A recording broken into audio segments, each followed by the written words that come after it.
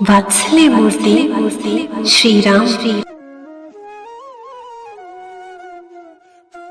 महर्षि वाल्मीकि ने रामायण महाग्रंथ में लिखा है, रामस चारित्र वत्सलः, अर्थात श्री रामचंद्र के चरित्र में वात्सल्य गुण की प्रधानता है।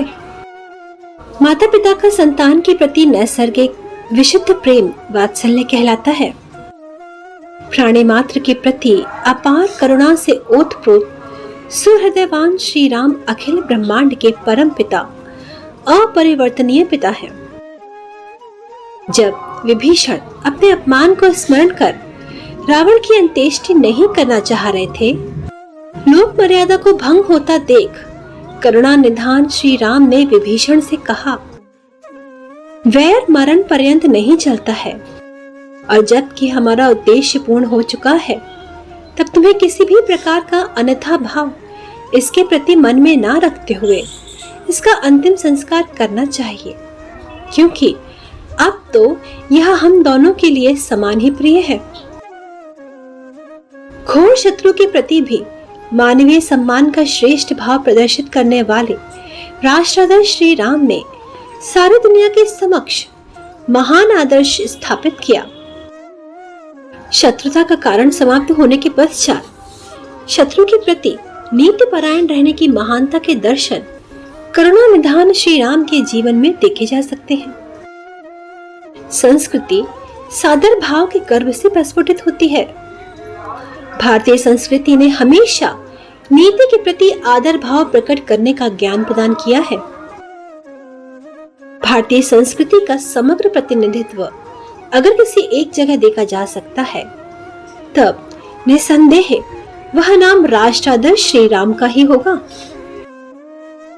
शत्रुता जिस प्रकार से भी पैदा हुई हो, लेकिन उसका कारण मिट जाने के पश्चात सभी परस्पर एक दूसरे के प्रति आदर भाव रखें, परस्पर एक दूसरे के प्रति उदार भाव रखें, तब हमारे समाज की ऐसी दुर्दशा न होगी जैसी आज होती दिख रही है। पशुओं की भांति मानव के ऊपर आक्रमण करता हुआ नजर आ रहा है। प्रकृति ने मानव को दांत एवं नाखून घातक नहीं दिए, फिर भी वह पशुओं जैसा आक्रमण क्यों करता है? भारतीय धर्म केवल आतताई के ऊपर ही ऐसे घातक आक्रमण की तैयारी हेतु सहमति प्रदान करता है। जब अनीतिवान किसी भी तरह के विचार विमर्श को तैयार न हो और उसके अमानवीय दुर्व्यवहार से लोक में गलत घटनाक्रम घटित होता हो, तब कायरता नहीं युद्ध ही शोभा देता है।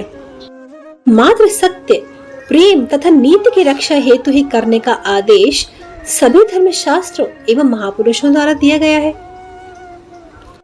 नीति युक्त युद्ध किसी विशेष व्यक्ति को केंद्र में रखकर नहीं होता, बल्कि विचारधारा को केंद्र में रखकर किया जाता है।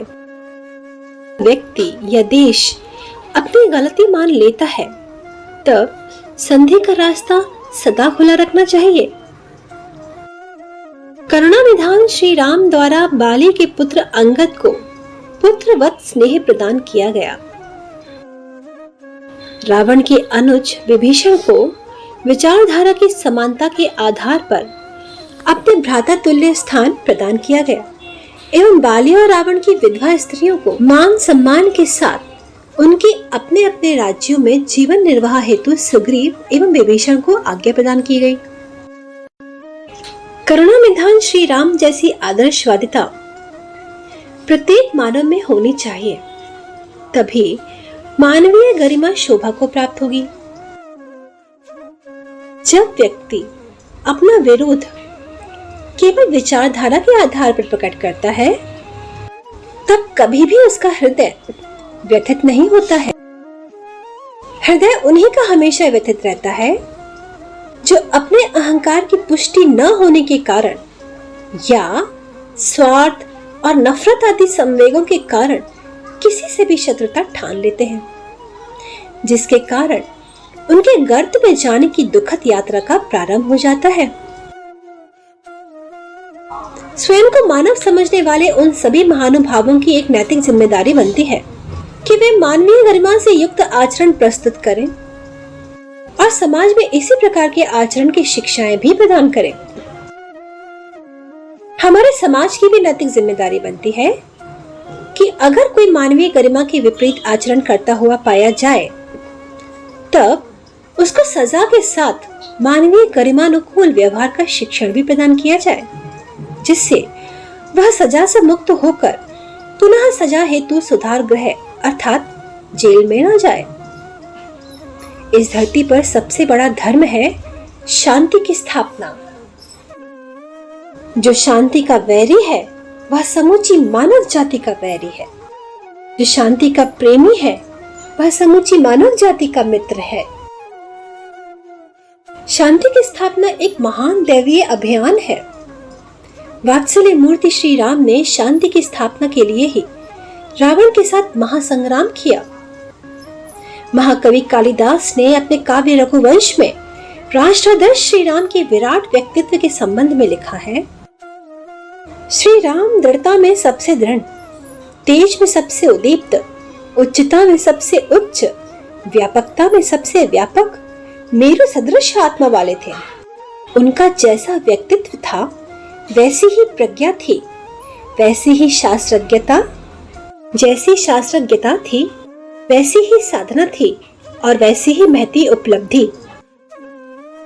राष्ट्राध्यक्ष श्री राम की अमोघ बाणों की कीर्ति एवं करुणा से परिपूर्ण हृदय की उदारता सारे विश्व में विख्यात रही है, जिसे आज भी भारतीय समाज स्मरण कर अदम्य शौर्य एवं अखंड शील से ओतप्रोत श्री रामचंद्र की गाथा गाता है।